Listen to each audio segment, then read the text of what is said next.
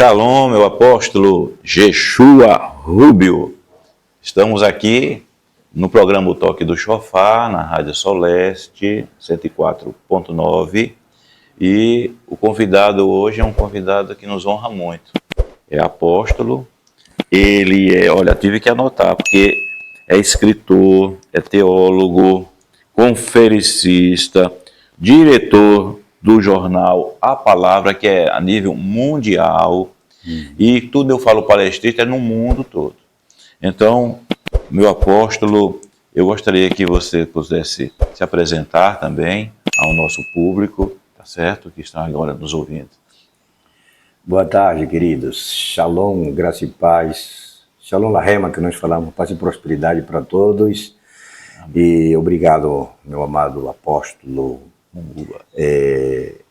Monguba. É o nome estranho, Monguba, né? né? O nome é estranho, né? O nome é estranho, mas escasso esse nome. Deve ser deve ter alguma origem de fora, viu? Tem. Deve pesquisar, sabe? Porque ele deu um dado que aqui no estado do Ceará, na cidade de Tianguá, por exemplo, tem uma comunidade muito grande de judeus messiânicos, descendentes de judeus.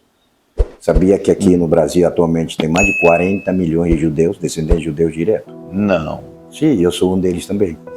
Então, opa, olha o detalhe aqui, viu? programa. Ele também é descendente direto de judeus, né? Sim, eu sou descendente de judeus. Na verdade, como ministro, eu sou apóstolo, ministro do Evangelho. Eu sou doutor em teologia contemporânea, ciência da religião, ciências humanas, e eu estou fazendo um pós-doutorado. Este ano, próximo ano, eu já concluo teses pela Universidade Harvard Christian University dos Estados Unidos. Opa! Já estou aqui neste ministério, neste apostolado, nas nações, eu acho que é 38 anos, mais ou menos. Meu Deus! 38 anos, desde os 20 anos de idade. Nasci um lar cristão, meus pais eram judeus, tenho ascendência judaica, e hoje eu me considero como um judeu messiânico. Então, essa vasta experiência, enquanto a preparação, eu fiz várias faculdades. A minha primeira faculdade eu realizei no Peru, que eu nasci, né? Nasci em Lima, capital do Peru, sim. Cresci muita parte da minha vida aqui no Brasil. E, aliás, eu já sou brasileiro agora. Glória a Deus. Próximo eu estou pegando o meu passaporte brasileiro. Sim, você é casado com uma brasileira? Sou casado, bem casado, com a primeira dama chamada Alexandra Vidal da Silva. Rubio, que é cearense. É cearense? Fortaleza. Meu Deus, olha só que bênção. Sim, a proposta ela vai chegar dia 3 de dezembro, tá chegando. Vai visitar a família, né? E estamos aqui felizes, contentes, estou contente por ter me convidado a esse programa, o Toque do Chofar. O Toque do Chofar. Quando alguém me falou o nome do seu programa, Toque do Chofar, eu já me emocionei, porque são um dos temas que eu ensino. Eu apenas quero fazer um parênteses para agradecer o Marcelo Júnior, foi através dele que ele lhe conheci. Fez o contato. Não é? E ele lhe trouxe e disse que nós teríamos assim um privilégio muito grande, especial de tê-lo. E lá em Portugal, quando eu estive lá, ele tentou fazer uma conexão, mas eu estava perto já de voltar para o Brasil, para a gente conversar. Eu disse, vamos conversar. Mas Deus trouxe para o Brasil, né? Você está aqui hoje. Sim, eu estou cumprindo umas agendas. Eu vim aqui com os propósitos, tanto também de atualizar alguns documentos, ver a parte operativa da empresa, né, que abriu uma empresa aqui no Brasil, que estou levando para Portugal, que eu moro lá em Portugal atualmente. Já estou vários anos morando em Portugal e eu vou estar viajando dia 3, 4, estou chegando em Roraima, Boa Vista. Vou conciliar algumas igrejas que estão embaixo da minha cobertura. E sua esposa chega e já vai com você lá para Roraima? Já vamos viajar para Roraima e Manaus. Né? Vamos conciliar alguns pastores, fazer uma cerimônia de ordenação ministerial, entre eles pastores, evangelistas e diáconos por aí, né? E vou fazer esse trabalho até dia 14. 14 eu estou a voltar aqui para Fortaleza e pegar o voo de volta para Portugal dia 15 de dezembro. Meu Deus! Então, uma agenda meio apertada, muito rápido, os dias passam rápido. Porém, eu estou feliz de estar novamente aqui, neste país maravilhoso que eu amo tanto. né? Meu país aqui eu adotei como meu segundo país. Glória a Deus. A minha mãe foi brasileira, nascida no Brasil. É mesmo. Eu disse foi, né, que já está na presença do Senhor. Meu pai também, os quais desde a minha infância me mostraram. Nós realmente estudamos a Torá. Eu estudei a Torá, que é diferente da nossa Bíblia atual, que é o Pentateuco só, os 5 livros do patriarca Moisés. Aí passei a estudar outros livros além da Torá, que é do Novo Testamento, a Midrash, a Mishnah. E comecei a estudar a Bíblia normal, que hoje nós conhecemos com a Bíblia João Ferreira de Almeida, traduzida ao português. E também estudei a Bíblia Reina Valera. Reina Valera é uma tradução dos sacerdotes católicos, sabia? Eles colaboraram para traduzir essa Bíblia atual, que se chama Reina Valera. Cassiodoro de Reina e Cipriano de Valera, 2 sacerdotes católicos, padres católicos, que sempre foram católicos, que ajudaram a traduzir e introduzir algumas palavras intraduzíveis do hebraico e do grego para a Bíblia atual. Meu Deus. Existem alguns erros de tradução, é verdade, mas a palavra escrita Gênesis e Apocalipse é a própria mente do Criador. Olha, vocês estão ouvindo aqui um doutor de teologia. Ele é doutor, ele não é só um teólogo, ele é um doutor. Ele entende, é como um mestre, tá certo? Se fosse nos dias de Jesus, chamava, e também existe hoje rabino, né? Porque é um nível muito mais alto de conhecimento que ele tem. É uma ordem, como falaram hoje em nossa linguagem como cristãos agora, né? Cristão evangélico, cristão pentecostal, cristão... hoje, inclusive, existem judeus cristãos ou judeus messiânicos. Isso. Hoje nós estamos numa linha teológica muito diferente de faz 40, 50 anos atrás. Hoje a teologia está sendo novamente redirecionada, reconceitualizada, inclusive alguns conceitos doutrinais da fé cristã estão sendo reformuladas, não questionadas, porque a Bíblia é inquestionável, mas em questão, já a teologia disse, né, que a Bíblia se interpreta pela própria Bíblia, né? A sola escritura, a sola scripta.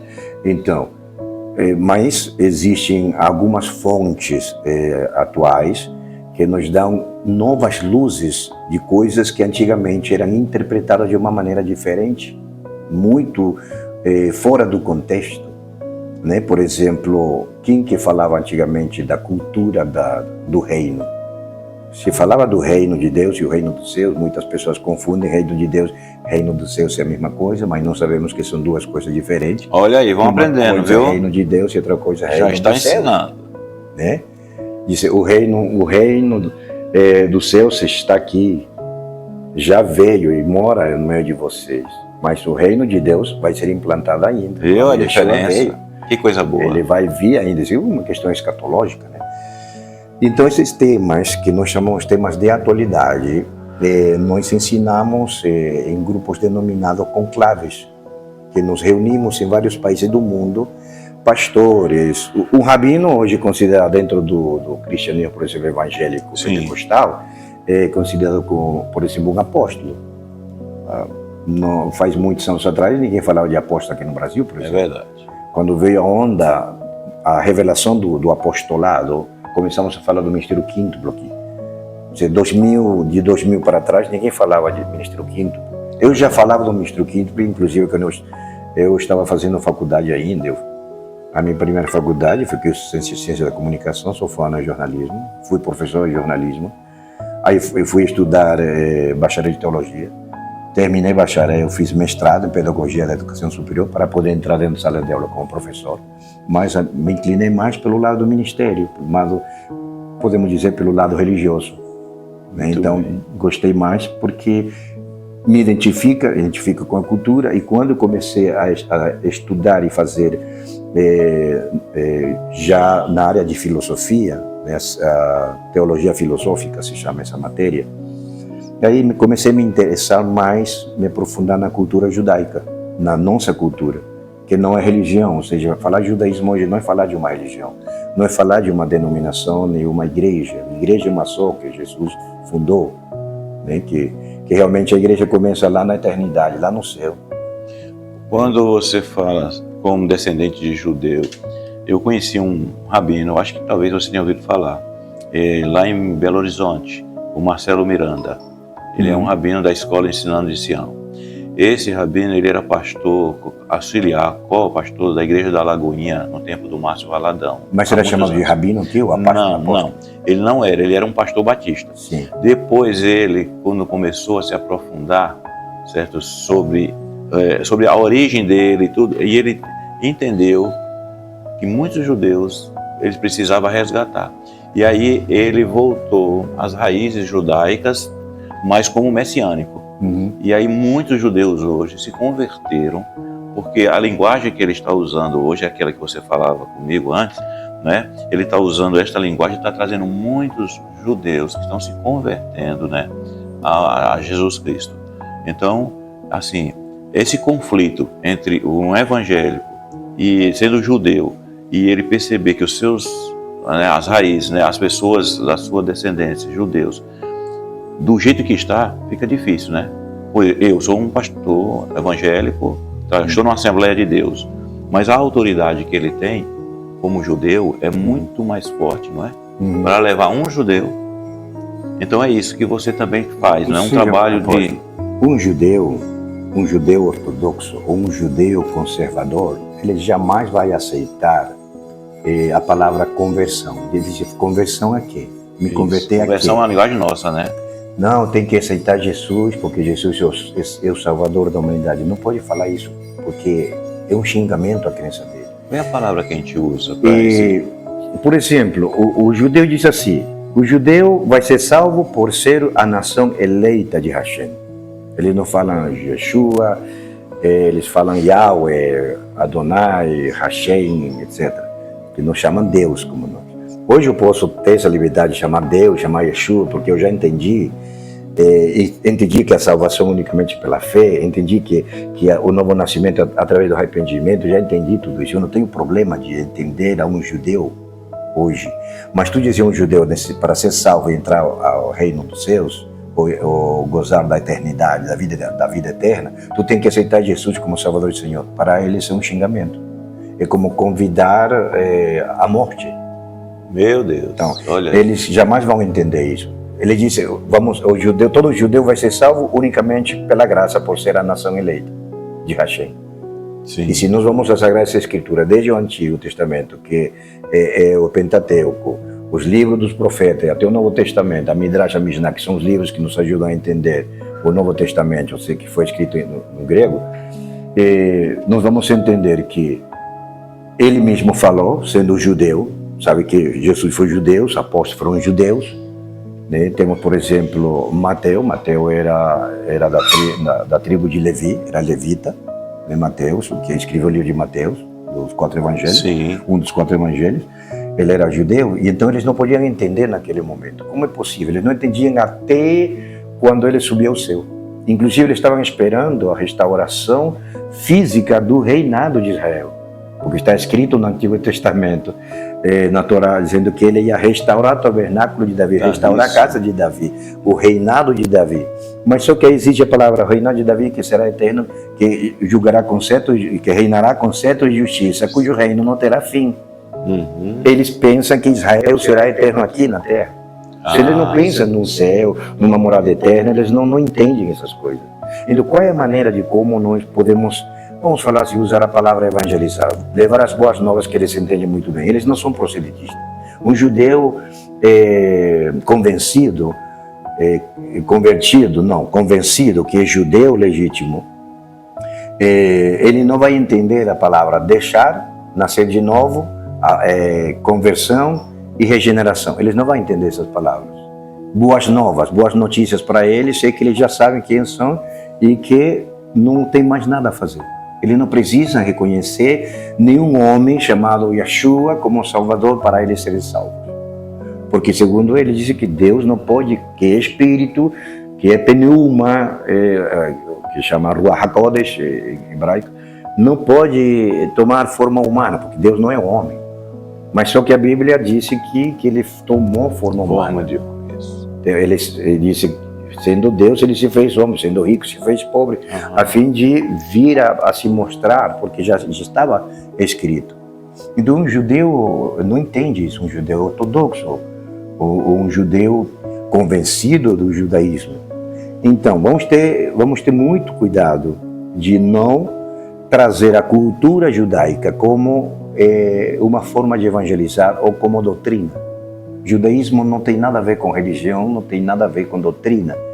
Judaísmo, para um judeu, um descendente judeu, significa simplesmente princípios, significa cultura. Certo. Então tu não pode mudar a cultura do judeu, como você troca a tua bandeira em outra bandeira que não é tua. Ou troca teu hino, que não é assim, e bota esse hino de outro país, então ele não vai aceitar, porque é a sua identidade nacional.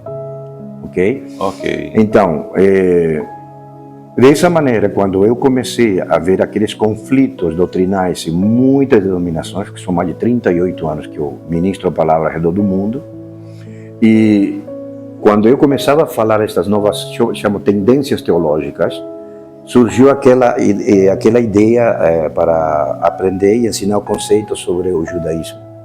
Não, uma coisa é judaizar, outra coisa é apresentar o Evangelho de Cristo para a salvação eterna. E algumas igrejas entenderam, inclusive, que um rabino igual a um apóstolo igual a um bispo. Bispado não tem nada a ver com rabinato, rabinato não tem nada a ver com apostolado, são três coisas diferentes. Inclusive até o bispado não é ministério, é um cargo que foi otorgado pelos apóstolos no Novo Testamento. Sim. Então aqui no Brasil temos uma confusão de ideias, de conceitos doutrinais e alguns temas que estão fora do foco da verdadeira interpretação da palavra do Novo Testamento.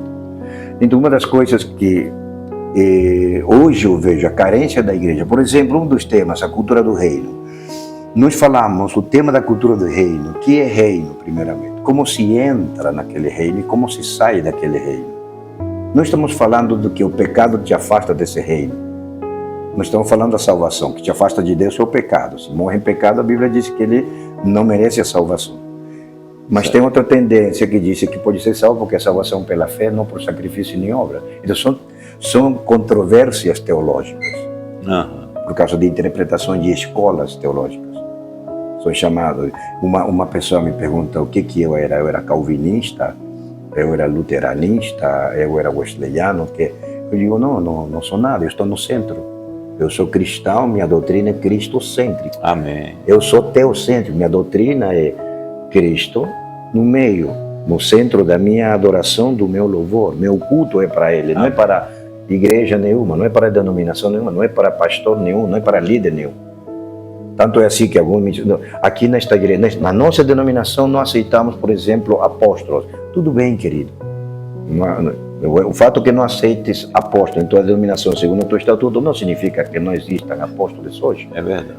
Né? Paulo disse em Efésios 4:12 que a igreja vai ter que amadurecer, vai ter que ir se aperfeiçoando, né? Até chegar à plenitude, à estatura, à plenitude de Cristo, né? Efésios 4:13, por exemplo. Você, apóstolo, trabalha com todas as igrejas, todas meu trabalho, posso falar assim, pastor, apóstolo. O trabalho é interdenominacional. E internacional também, internacional, né? Todo mundo. Imagina, com esses conhecimentos, que eu não digo que eu sei, conheço tudo, mas eu tenho minha vida submetida ao estudo da palavra desde os 5 anos de idade. Amém. E eu sou um eterno estudante. Eu estou estudando até hoje. Então, o Senhor um dia me disse assim, eu vou te dar um dom de escrever livros. Porque quando Ele me chamou para o ministério, eu tive que deixar a área do jornalismo. Eu vi muitos livros que você apresentou aqui, que eu vou querer. Eu escrevi até hoje, eu levo já com quase 15 livros. Quase 15 são 2 livros que estou ainda para concluir o próximo ano. E um dos meus livros, justamente quando vi o nome do programa, o toque do chofar. No segundo bloco, a gente vai falar sobre isso, viu? Sobre o chofar. Tá certo, muitas igrejas eu vi aqui que tocam chofar no meio dos cultos, às vezes atrapalha um pregador e aquele som, né, que faz do chofar, e eu fico observando só e fico sorrindo por causa daquela ignorância de muitos que não sabem nem o significado dos sons do chofar, né? Não é só assoprar e chega. Não, tem significado. Esse livro que eu escrevi justamente já faz uns 4, 5 anos atrás, chama-se O Shofar.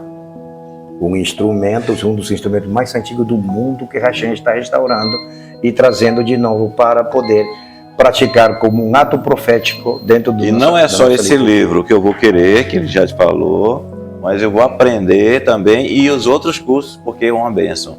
Então, meu apóstolo, nós vamos agora para o nosso apoio cultural, certo? E já estaremos voltando com o último bloco, não é? Para falarmos sobre isso também, sobre o shofar. Tá bom, querido? Obrigado. Então, glória a Deus. Aguarde só um pouquinho, estaremos voltando já.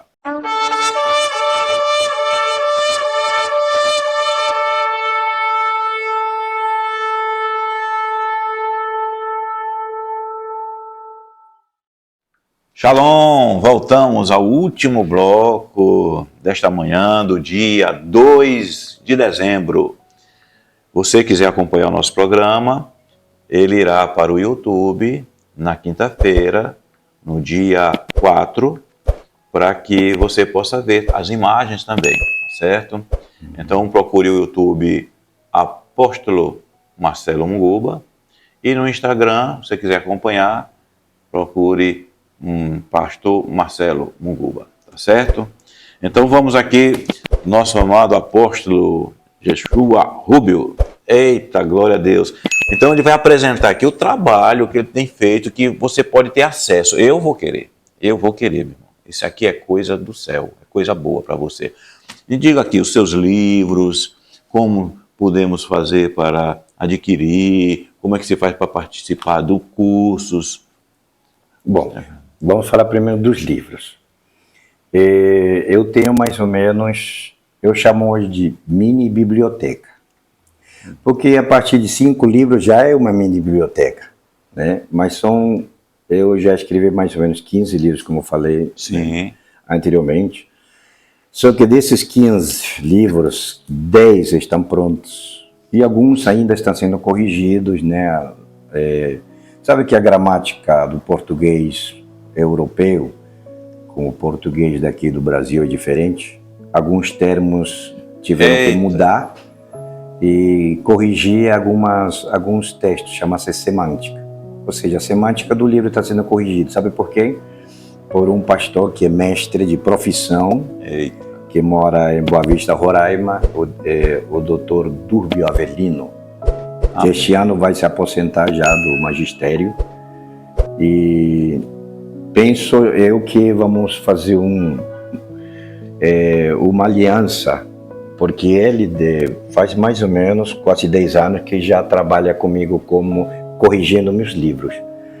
E estes livros não é só livro de informações, como algumas pessoas pensaram. Por exemplo, tem um livro chamado Profetas, que foi publicado no ano 2010 em espanhol. Agora já foi traduzido ao português, né?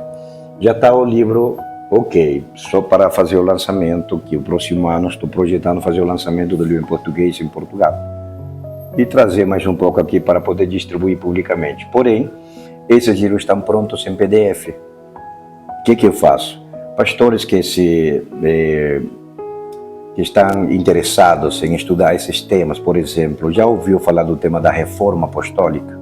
É o nome de um dos meus livros, que é o tema da minha tese. Estou fazendo o último tese para segundo doutorado pela Universidade Harvard Christian University, que depois vamos falar, gostaria de falar também sobre isso. Aí os pastores, alguns me visitaram na cidade do Porto, onde eu moro atualmente, e me deram essa ideia, disse: apóstolo, já que você não pode viajar ao mesmo tempo a tantos lugares do mundo, por que não faz os e-books e começa a distribuir os livros eletrônicos e faça um grupo de mentorias? Daí nasceu a ideia de fazer as mentorias. E eu tenho um grupo de pastores a quem eu dou mentoria, de várias partes do mundo, né? Tem pessoas que estão comigo já há vários meses, estudando meus próprios livros. O livro Reforma Apostólica é um livro riquíssimo em informações sobre o período, não somente... Eu não falo sobre a reforma luterana de Martim Lutero, não. Estou falando da reforma atual da igreja. Sim. Por que a igreja precisa de uma nova reforma? Por que a igreja precisa de restauração? Baseado no livro de Atos, né? Certo. Atos 3, capítulo 3, aí se encontra escrito sobre a restauração final do tabernáculo de Davi. Amém. O qual é esse tema que eu ministrei numa das igrejas aqui em Fortaleza. Restauração do tabernáculo de Davi. Inclusive está aí no YouTube, daquela igreja presbiteriana, na igreja presbiteriana. Está essa mensagem, foi um tipo de pregação. Então, esses são os temas que está escrito aí. Tem vários, tem mais de 200, quase 250 páginas, o livro Reforma Apostólica. Esse faz parte da minha biblioteca. Outro livro é o Shofar. O Shofar. Explica sobre o shofar, o som do shofar, quem tem que tocar o shofar, quem deve tocar o shofar, qual é o significado do tocar o shofar, em que momento é tocado, em que lugar é tocado, etc. Inclusive o shofar. Tá aqui o shofar. Esse daqui, pastor, é apóstolo, esse daqui não é shofar, esse daqui é shofarot. Shofarot, olha aí, estou aprendendo. Esse daqui é de chifre de antílope. De antílope. Mas o shofar é mais ou menos desse tamanho aqui. Que é um menor, né? É menor. Mais ou menos são 30 e 35 centímetros, que é de cordeiro. Porque tem que ser de cordeiro. Depois vamos explicar sobre isso. Esse aqui, pelo tanto, não é shofar, é shofarot. Chifre de antílope. Então, voltando ao assunto dos livros. Aí comecei a fazer as montagens dos livros. O livro de Reforma Apostólica é um livro com ilustrações gráficas, com fotos dos grandes restauradores da história da igreja contemporânea. Mulheres como Catherine Kuhlman, como Aimee Matthiessen, a fundadora da Igreja Quadrangular. Explico um pouco sobre o nascimento aqui no Brasil do neopentecostalismo. Falo sobre a febre do apostolites. A febre do apostolites. Agora, chegou um tempo aqui no Brasil, ninguém queria ser pastor, todo mundo queria ser apóstolo. Primeiro passou a febre de que todo mundo queria ser bispo, como se bispado tem a ver com ministério. Bispado tem a ver com responsabilidades internas. Tem muita coisa que eu falo nesse livro, Reforma Apostólica, e ajuda a visualizar melhor na interpretação de uma igreja contemporânea, chamada Igreja Pentecostal, uma igreja totalmente apostólica. E eu explico nesse livro o que é Reforma Apostólica. Explico nesse livro também sobre a situação atual da igreja, e após o ressurgimento, aquele surgimento do neopentecostalismo que acabou estragando a doutrina cristocêntrica. E como é que faz para adquirir, pastor, os livros? É só falar comigo, fazer o pedido, a encomenda, e eu mando os livros em PDF, os 10 livros ele vai receber aí no seu celular, no seu correio. O contato a gente coloca no YouTube, quem for ver o YouTube vai estar colocado, você pode repetir quantas vezes quiser para ver. Falei aí. Mas como é que faz o contato se a gente só anunciar aqui? Por exemplo, tem aí vários, depois se eu lhe deixo para o senhor poder informar depois. Tá ótimo. Tenho, por exemplo, o WhatsApp no WhatsApp que eu uso de Portugal, o WhatsApp daqui do Brasil, tenho um número também um correio eletrônico. Vamos precisar de todos esses dados. Eu vou deixar aí. E nos livros também já está, nesses meios de comunicação, está aí escrito na última página.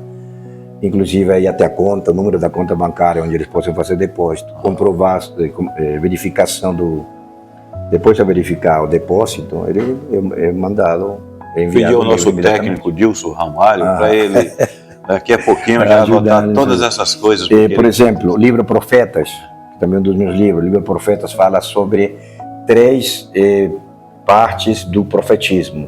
Fala da profecia escrita, que é profecia, do ministério ofício profético, o profeta, e a ação profética, ou seja, profecia, profeta, profetizar. Eu explico nesse livro o que é profecia, o que é profeta e o que é a ação, ou seja, desenvolvimento do ofício profético, desde o Antigo Testamento até o Novo Testamento e aos dias atuais. Porque algumas pessoas dizem que não existe mais profeta, o último profeta do Novo Testamento foi João Batista, e tal. Não, existem ministérios proféticos oficiais hoje da igreja que são profetas, realmente. Claro, temos que explicar que o profetismo, o ministério profético não é para andar profetizando para todo canto e nem distribuir profecia para todos os lados, não. O primeiro trabalho do profeta, o Antigo Testamentário, era ensinar a Torá. E o segundo trabalho era conselheiro do rei. Eles eram grandes conselheiros, mestres que trabalhavam dentro do palácio e recebiam salário, ou seja, o seu sustento para desenvolver seu ministério. E esse não mudou muito essas coisas hoje. Hoje o profeta tem que saber profundamente a Sagrada Escritura. Certo. Eu digo para ele, não me venha profetizar se você nem sequer sabe como funciona o dom de profecia, que diferente é o ofício. Então é isso que eu explico, e os grandes erros que cometem os profetas contemporâneos. Ao invés de dar profecias, dão profetadas, né? Então essas profetadas temos que ter cuidado. Eu explico tudo isso no livro detalhado, que são mais de 200 páginas. Livro O Culto Apostólico. É outro dos meus livros que está pronto também, que faz parte da minha biblioteca. Culto Apostólico. O que fala o culto apostólico? Desde o primeiro capítulo. Fala do modelo do tabernáculo que Moisés construiu na Antiga Aliança. Certo. E aí está descrito a forma de adoração, como faziam eles as suas liturgias.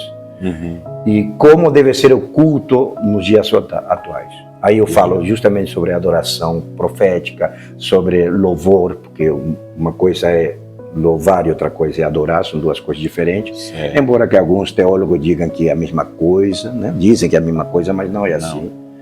Para mim, louvor é uma coisa e adoração é outra coisa. Inclusive eu divido em níveis da adoração. Sim. Cânticos espirituais, salmos. Isso. E dizer louvores, salmos e cânticos espirituais. Os cânticos espirituais são cânticos espontâneos, que eu explico no livro, que chama Tehilá. E explico vários termos no hebraico, no original, para poder explicar o que é louvor. Então, eu explico inclusive da palavra liturgia, que é uma palavra introduzida do catolicismo, que a Igreja Católica muito fala de liturgia, mas aí eu explico por que eu uso essa palavra liturgia para poder entender a forma de desenvolver os cultos, que eu chamo culto apostólico, que é o título do livro. E outro também, tem um livro sobre história da igreja, com um enfoque contemporâneo sobre o período dos grandes avivamentos. Tem um livro sobre missões transcontinentais, livro sobre a família cristã, sim, a família cristã, o livro de liderança cristã,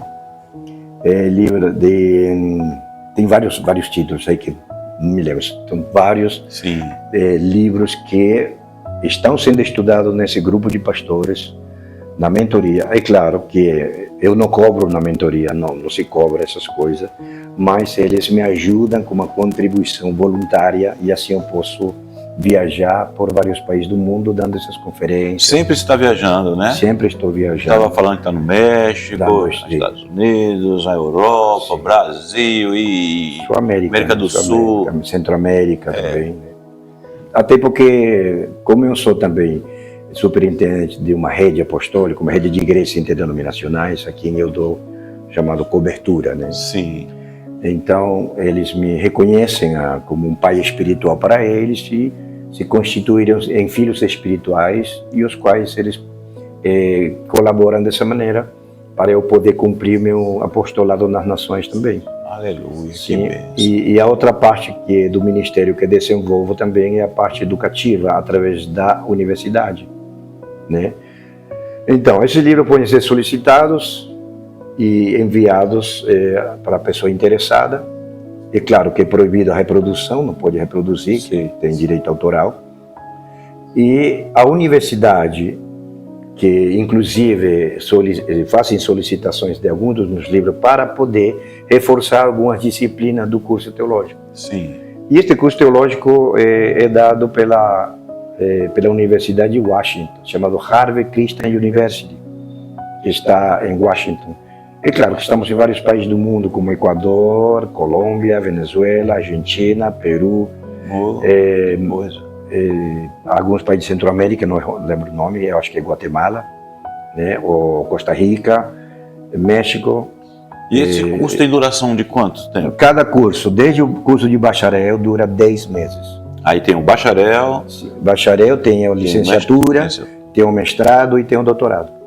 Todos ao mesmo tempo, 10 meses. Bacharel, a vantagem é que ele vai ter somente umas 2, 3 horas de aula durante o fim de semana. Um encontro por semana e 4 encontros por mês. Ou seja, em 10 meses ele se forma de bacharel. Os custos é mínimo, é muito barato, muito baixo os custos. Ou seja, já que os custos não são dados para ficar rico, mas para poder contribuir com a igreja e com os líderes e obreiros e ministros que querem ter esse título universitário. E para fazer o mesmo jeito, para fazer o mesmo contato. O mesmo contato. Mesmo contato para anunciar. Estamos chegando no nosso final, infelizmente, né, no finalzinho do nosso tempo, do nosso programa. E não vamos ter mais tempo de explicar o shofar. Não vai poder, ainda tem uns 2 minutos. Tem como falar algo sobre, uns 2 minutos, um resumo. Olha, assim bem... nós falamos antes de tocar o shofar, primeiro tem que tocar e depois explicar. Então, pode tocar, né? Toca aqui ao vivo, olha só, agora, ao vivo.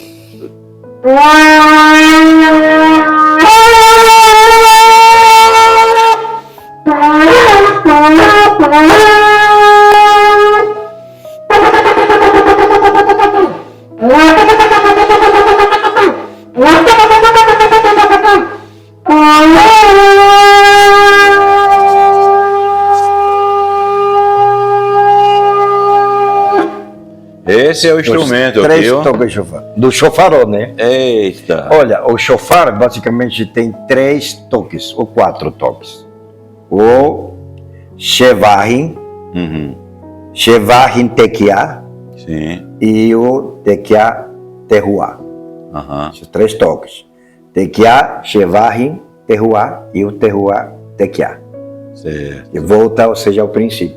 O primeiro toque, que é um toque longo, primeiro grave, depois agudo, ele termina com agudo, ele faz um estrondo agudo, isso se chama tequiá. O tequiá é tocado por um homem chamado, naquela época, chamado Baal Shofar, o senhor do shofar, ou seja, que era consagrado pelo sacerdote para tocar o shofar na cerimônia. Era uma chamada, era uma convocação, ou seja, convocar o povo para a reunião quando o rei entrava no palácio para se entronizar, se sentar no trono. Era uma convocatória geral. Esse está dando uma aula aqui em 2 minutos, viu? É só resumo do resumo que ele está fazendo. E aí o segundo toque, que é o shevarim, que são 9 toques contínuos, entrecortados, esse eu chamo o shevarim. E o shevarim é a anunciação que o rei já chegou. Né? O rei já está ali dentro do palácio, mas ainda não está sentado no trono enquanto o povo está ali reunido. Já está o povo todo convocado. Era a obrigação de todo o povo estar aí ao redor do pátio, do palácio. Então, quando o rei já estava dentro do palácio, todo mundo sabia que já ia começar, o rei ia falar, então do tequiá se passava a tocar o terceiro toque, que se chama o terruá, que significa o grande sopro. Inclusive, tem história registrada aí que quando o Baal Shofar tocava o último toque, que é chamado de terruá, o grande sopro, já que terruá significa vento, né? O grande sopro, terruá. O Ruach HaKodesh, por exemplo, o Espírito Santo, né? O Espírito, aquele sopro grande que dá, essa força, ou seja, a glória de Hashem, que descia sobre o altar, quando o rei estava sentado no trono. E aí quando o Baal Shofar tocava esse último toque, inclusive até ficava sem hálito e caía como morto, caía desmaiado no chão, e tinha que levantar ele para continuar, para acabar a cerimônia, entendeu? Então esse último toque, eram homens mais ou menos de tórax desenvolvido. Se era magrinho não eram assim, tinha que fazer exercício, porque esses toques era tão sagrado antigamente, e ainda é. Então é isso que me deu impulso de escrever esse livro chamado Shofar, que é um instrumento milenar que Hashem está restaurando, trazendo de volta para os altares, mas tem que ser tocado como um ato profético, não como doutrina. Uma demonstração que queremos resgatar algo. Também não podemos ignorar, a igreja não pode ignorar que existe uma cultura digna de ser imitada, que é a cultura judaica. Não é judaizada. Posso fazer uma pergunta bem rápida? Aquele toque foi usado quando eles fizeram a muralha de Jerusalém, ali eles rodearam na 7ª volta, no 7º dia. Eles tocaram as trombetas. Os 3, isso. Sim. E também as buzinas foram tocadas por Gideão. De prata. Os 300 estavam tocando. Aqueles toques ali, o que é que significavam? Olha, existe um toque que é convocação e outro toque que é mais ou menos, como dizer, vamos conquistar. É a conquista, que é o se apressam a conquistar. Corra, pelejem, lutem. E nós estamos a vencer. E eles tocavam o tequear. Olha, antes do teu, então todo mundo... Olha, eu vou aprender muito sobre o shofar. Estava nas torres, geralmente era tocado nas altas torres.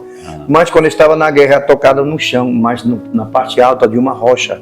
Nunca embaixo ou escondido. Sempre o Baal Shofar estava lá no cume. Significa que a igreja tem que estar sempre sendo visualizada pelo mundo, pelas trevas. Aleluia. É também repreender o império das trevas, o domínio dos espíritos das trevas. Eles fogem ao toque do tequiá. Por isso que fazemos esses atos proféticos nesse sentido. Agora, aprender os toques certos, eu vou aprender bem direitinho. Pastor, eu gostaria, só para terminar, apóstolo, de fazer uma oração, porque você fala diversas línguas, inclusive o hebraico. Então, faça uma oração no português, no hebraico, e diga o que é que você orou em português. Amém, vou orar. Pode ser, para a gente finalizar aqui. A primeira oração é uma oração de louvor e agradecimento pela vida, que é Baruch atah Adonai Eloheinu melech haolam, melech malech hamalekim toda al-haim, ben Yeshua Eboteinu Eloheinu toda Rabá. Amém. Bendito sejas tu, Senhor Deus do universo, que nos dás a vida, te agradecemos em nome de Yeshua, teu Filho amado. Amém.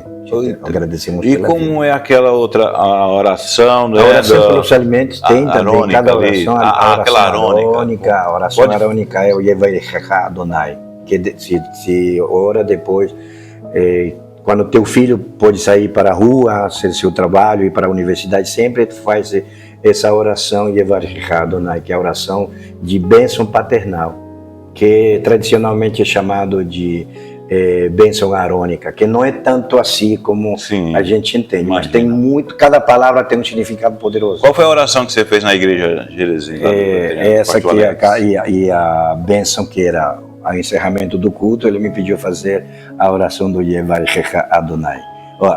Assim, Yevarechecha Adonai veishmeyecha, Yeh Adonai panavelecha vichunecha, Isa Adonai panavelecha vediasen lecha, Shalom, ben Yeshua HaMashiach, amém. Dice, bendito sejas tu, Deus do universo, bendita sejas tu em teu sair e ao entrares, que o Senhor faça resplandecer a sua glória sobre ti e tenha sempre prosperidade ao sair e ao entrares. Mais ou menos estou traduzindo o que diz, porque o hebraico é difícil de traduzir numa língua diferente. E pode dizer também, sejas tu bendito ao saíres e ao entrares, e teu coração sempre tenha a paz de Yeshua, aleluia, no qual agradecemos. Amém. Receba essa bênção, porque foi na linguagem que Jesus também fazia, tá certo? Sim, Jesus orou mais ou menos aí, pela oração do vinho que eles tomavam Santa Ceia, a última Santa Ceia, diz Baruch atah Adonai Eloheinu melech malech, que é melech malech, rei dos reis, senhor dos senhores. Disse, lech em mim erres, ou seja, tu sejas bendito, rei do universo, que traz o fruto da vide, né, da vide, o fruto da terra, porque arres é terra, né? Lech em mim, ou seja, a uva, né, o fruto da terra. Ele estava falando isso. Glória a Deus, muito obrigado, meu apóstolo, Deus abençoe, viu? E que tudo isso que o Senhor colocou em suas mãos, né, possa prosperar em todos os lugares da terra, do mundo. Inclusive, eu vou estar ali também, lhe acompanhando, né, a partir de agora, porque isso tudo foi Deus que fez isso. Eu lhe conhecer com esse encontro, porque arde no meu coração essas coisas. Então, que Deus te abençoe, você, sua esposa, é pastora também? Também. A pastora, também foi consagrada. A família. Embora que me dissem por aí que mulher não pode ser pastora. Mas, tá bom, meu querido. Dê a sua saudação final só. Queridos, muito obrigado, meu apóstolo, obrigado por esse convite, obrigado ao programa Toque do Chofar, que é lindo, o nome do programa já chama a atenção. Aleluia. Né? Nunca pensei em achar um programa de rádio assim, né? E inclusive com essa capacidade de também fazer televisão e chegar a tantas partes do mundo agora em questão de segundos, em questão de minutos. E eu quero abençoar este programa que Amém. É muito lindo, na verdade. Que o Senhor possa continuar usando a sua vida Amém. agora como comunicador social. Amém. É isso aí, essa é a igreja. Nós temos a igreja hoje tem que estar presente, tem que ser uma influenciadora de forma positiva nesta sociedade que tanto necessita conhecer o amor de Deus, o amor de Yeshua. Glória a Deus. Que o Senhor abençoe também a sua equipe, todas as pessoas que fazem parte deste projeto chamado Toque do Chofar. Obrigado. Obrigado por tudo e sempre estarei à vossa disposição. Se vocês quiserem me estender um convite depois para o próximo ano, eu faço o esforço de vir Aleluia, aqui muito para bem. continuarmos esta Né? história. Amém? Vamos abrir, nós vamos ter o nosso projeto, né? O Toque do Chofar para ampliar todas essas coisas. Que bênção, meu pastor. Muito obrigado, viu? Deus abençoe. Amém. Aleluia.